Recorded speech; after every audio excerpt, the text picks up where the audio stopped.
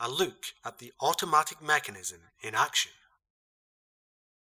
We marvel at the awesomeness of interceptor missiles, which can compute in a flash the point of interception of another missile and be there at the correct instant to make contact. Yet, are we not witnessing something just as wonderful each time we see a center fielder catch a fly ball?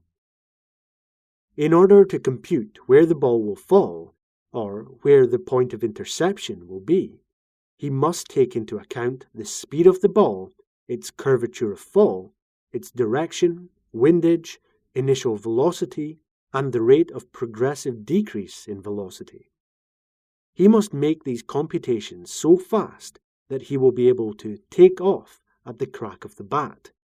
Next, he must compute just how fast he must run and in what direction in order to arrive at the point of interception at the same time the ball does.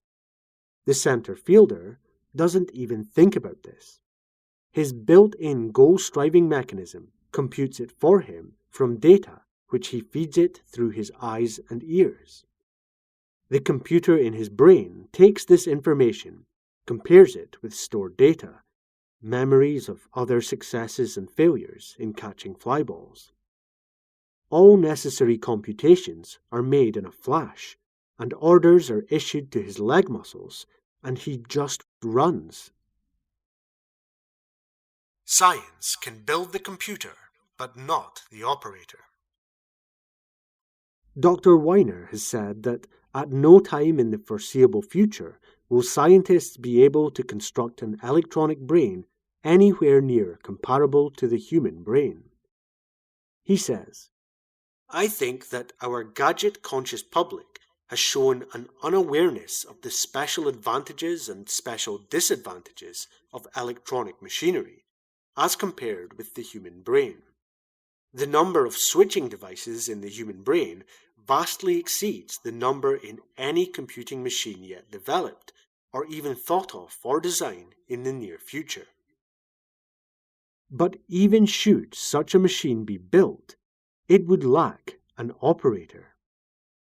A computer does not have a forebrain, nor an I am, myself. It cannot pose problems to itself. It has no imagination and cannot set goals for itself. It cannot determine which goals are worthwhile and which are not. It has no emotions. It cannot feel. It works only on new data fed to it by an operator, by feedback data it secures from its own sense organs, and from information previously stored." Is there an infinite storehouse of ideas, knowledge, and power? Many great thinkers of all ages have believed that man's stored information is not limited to his own memories of past experiences and learned facts.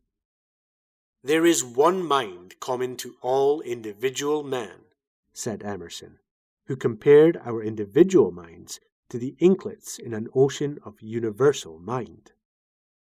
Edison believed that he got some of his ideas from a source outside of himself.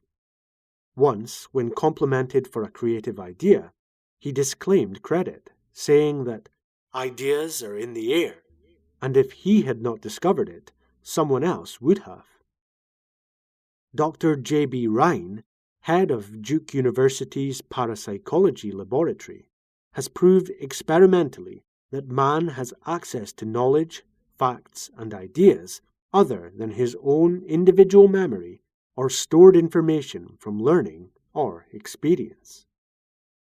Telepathy, clairvoyance, precognition have been established by scientific laboratory experiments. His findings that man possesses some extrasensory factor, which he calls psi, are no longer doubted by scientists who have seriously reviewed his work. As Professor R.H. Towles of Cambridge University says, "The reality of the phenomena must be regarded as proved as certainly as anything in scientific research can be proved." Says Dr. Rhine, we have found that there is a capacity for acquiring knowledge that transcends the sensory functions. This extrasensory capacity can give us knowledge, certainly, of objective and very likely of subjective states, knowledge of matter, and most probably of minds. Schubert is said to have told a friend that his own creative process consisted in remembering a melody that neither he nor anyone else had ever thought of before. Many creative artists, as well as psychologists who have made a study of the creative process, have been impressed by the similarity of creative inspirations, sudden revelation, intuition, etc., and ordinary human memory. Searching for a new idea or an answer to a problem is, in fact, very similar to searching memory for a name you have forgotten. You know that the name is there, or else you would not search. The scanner in your brain scans back over stored memories until the desired name is recognized or discovered. The answer exists now.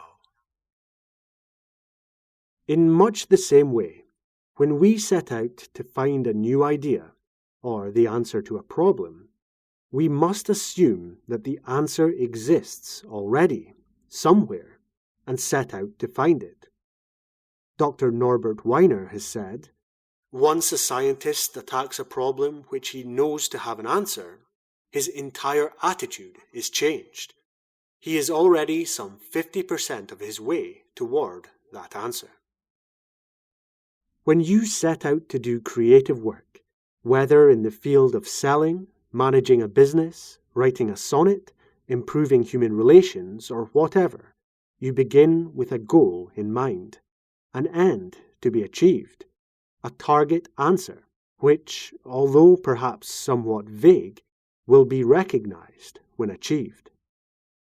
If you really mean business, have an intense desire, and begin to think intensely about all angles of the problem, your creative mechanism goes to work, and the scanner we spoke of earlier begins to scan back through stored information or grope its way to an answer. It selects an idea here, a fact there, a series of former experiences, and relates them, or ties them together, into a meaningful whole which will fill out the incompleted portion of your situation, complete your equation, or solve your problem. When this solution is served up to your consciousness, often at an unguarded moment when you are thinking of something else, or perhaps even as a dream while your consciousness is asleep, something clicks, and you at once recognize this as the answer you have been searching for. In this process, does your creative mechanism also have access to stored information in a universal mind? Numerous experiences of creative workers would seem to indicate that it does.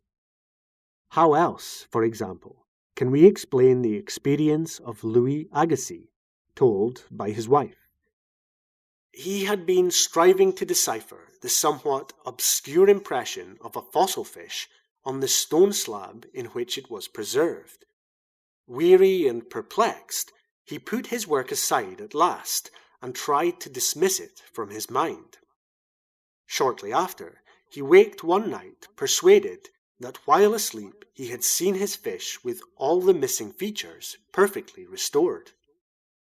He went early to the Jardin des Plantes, thinking that on looking anew at the impression, he would see something to put him on the track of his vision.